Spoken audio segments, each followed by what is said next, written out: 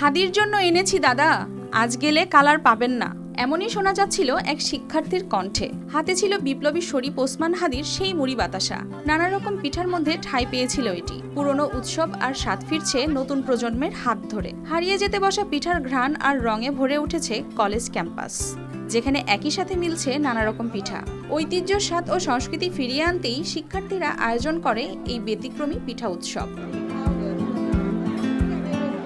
পলাশ residential model কলেজের শিক্ষার্থীদের উদ্যোগে আয়োজন করা হয় ব্যতিক্রমী এক পিঠা উৎসব। গত বৃহস্পতিবার সকাল থেকে 9টি স্টলে ভাপা, চিতই, দুধপুলি ও মালাই সহ নানা দেশীয় পিঠার প্রদর্শনী ও বিক্রি চলে। পুরনো পিঠা নতুনভাবে উপস্থাপন করতে পেরে আনন্দিত শিক্ষার্থীরা।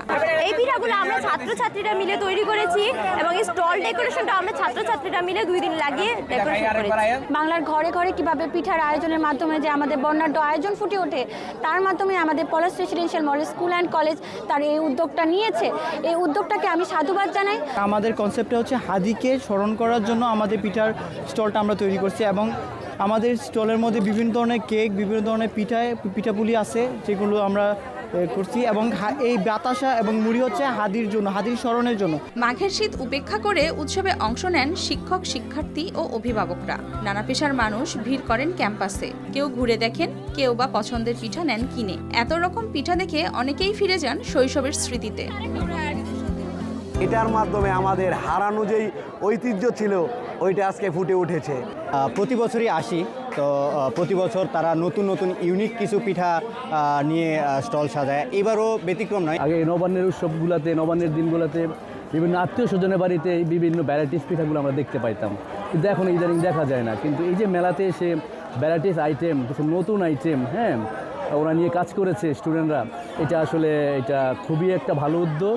দেশীয় ইতিহাস, লোকজ সংস্কৃতি ও ঐতিহ্যকে জানা এবং লালন করার উদ্দেশ্যেই এই উৎসবের আয়োজন করা হয়েছে বলে জানিয়েছেন এই শিক্ষক। আমাদের তরুণ প্রজন্মকে আমাদের যে সমৃদ্ধ ইতিহাস এবং ঐতিহ্য আছে তার সাথে পরিচয় করিয়ে দেওয়ার একটি ক্ষুদ্র প্রয়াস হচ্ছে আমাদের আজকের এই পিঠা উৎসব।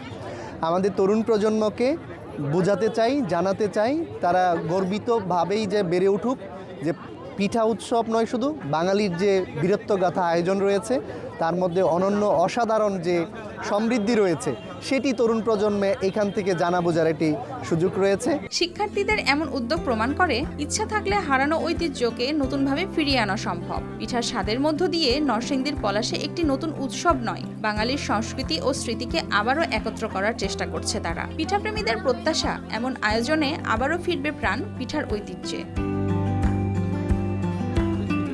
News desk, RTV।